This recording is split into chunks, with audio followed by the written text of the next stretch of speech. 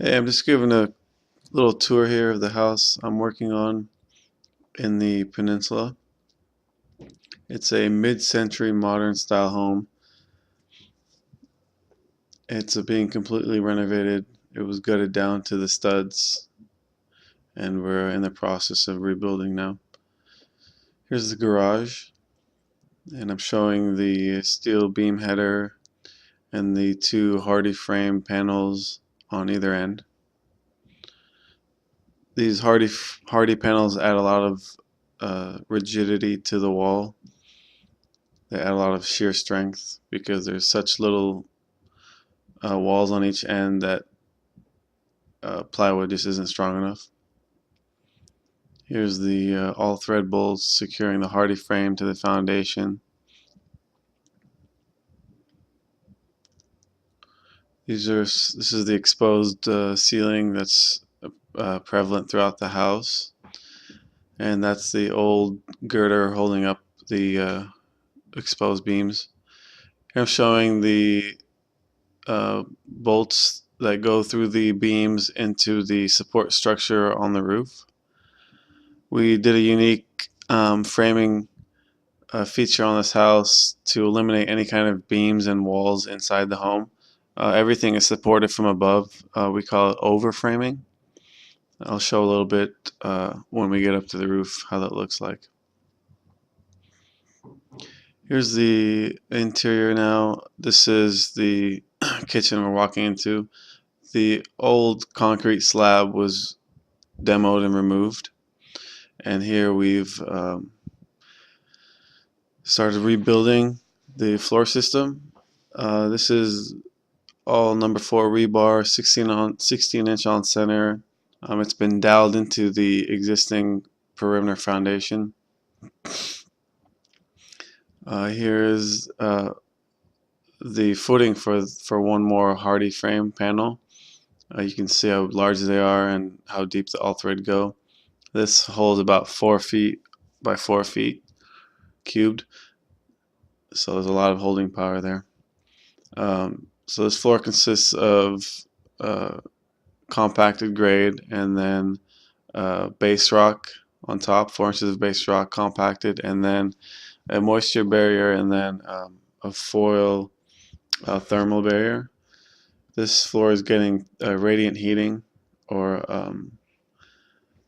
floor heating, so we need to insulate the floor so we don't lose heat through the ground. Here I'm showing the existing beams, how they were spliced on top of a interior bearing wall, which was removed, and now they're all being supported from above. Here's the kitchen sink drain, and then another drain for a steam oven there. These 4x6 posts support the large girder that's on the roof that supports all the interior exposed beams.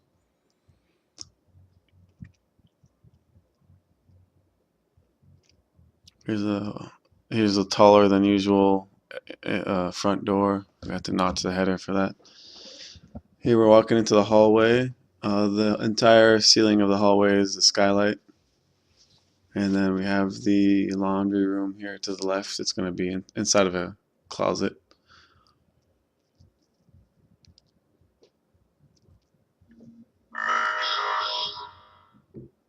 Here we're walking into a small bath.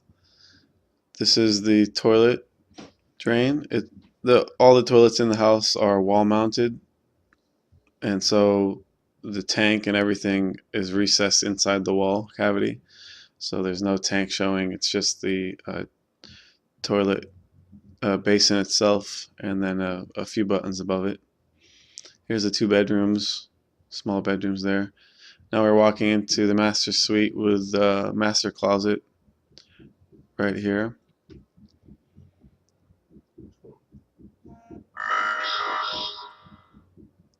And then this is the master bedroom with the skylight that's going to be situated right above the bed.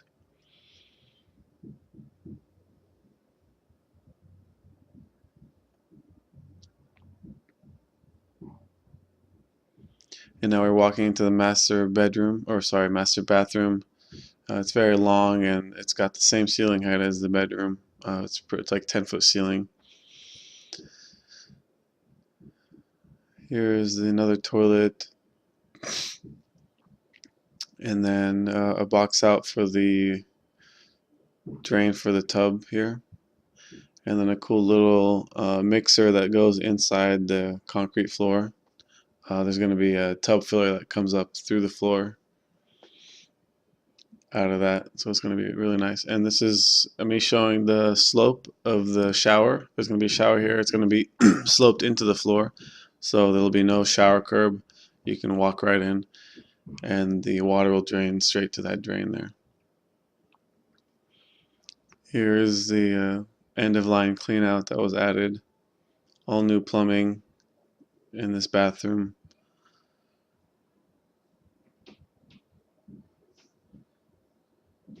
There's a double sink vanity there, and then that's a that's a hold down. That's throughout the house.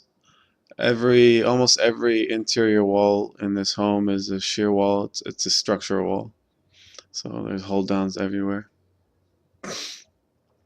Here we are walking outside to the backyard to give you a look of the addition there. All 4-foot overhangs.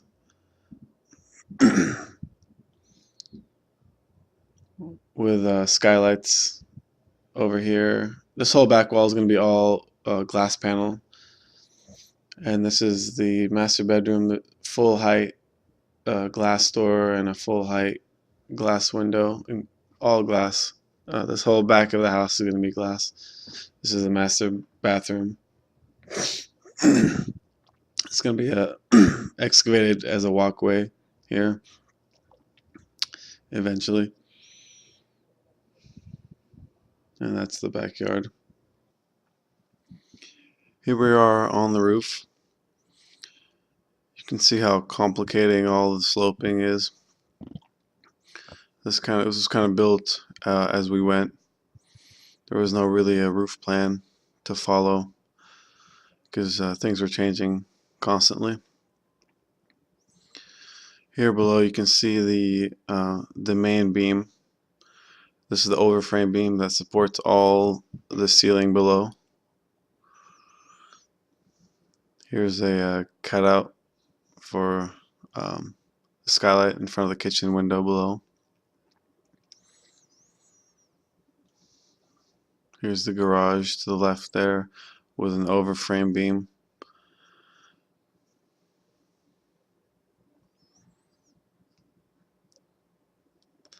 To show here all the different slopes. That flat blocking there is where two different slopes meet. So that's kind of provides nailing for the plywood edges. That's the roof on the master bedroom and master bath.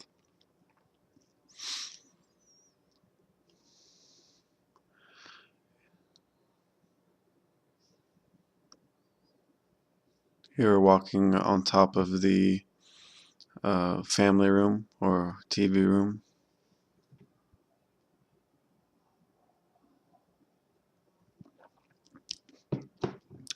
They wanted to eliminate all the gutters from the edges of the roof, so all the downspouts will be hidden in the walls, exterior walls. So there's strategically placed downspouts around the whole roof area. There's one there, and you can see where all the roof is sloping. That's one downspout, and then there's some others hidden around. So that'll give it a kind of a clean look, no gutters showing. Here you can see the sandwich of the whole roof system. There's a 3x8 fascia with a 2x16 G on top, and then 5/8 plywood, and then the roof framing on top of that.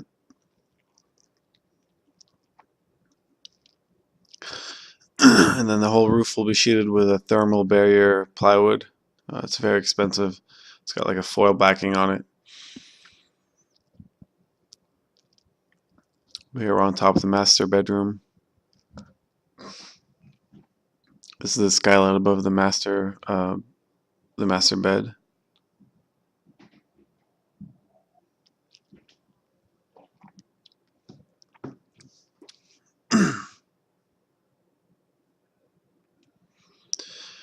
This one particular roof has a lot of slopes happening to make it drain properly.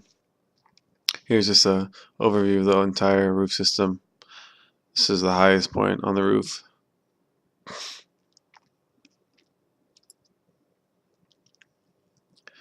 There's the new incoming power on the right and the old one on the left.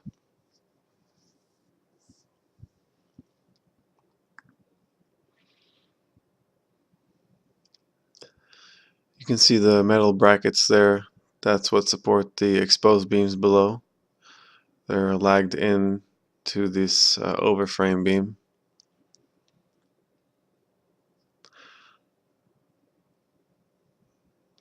That's how we could eliminate all interior bearing walls.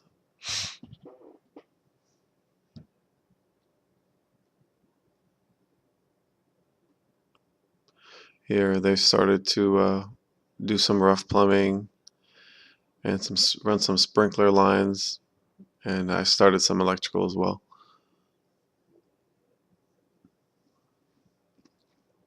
This project's a little difficult because once the roof is covered, it's going to be very difficult if we forget anything in the roof to run anything in the roof once the roof is covered. So we really need to make sure everything is there before we close up.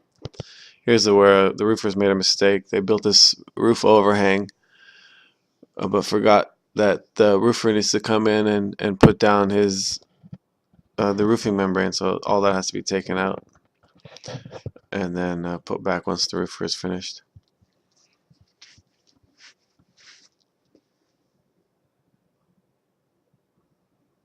So yeah, that's it. Here's my friend Sergio Calfrio. He likes to make faces.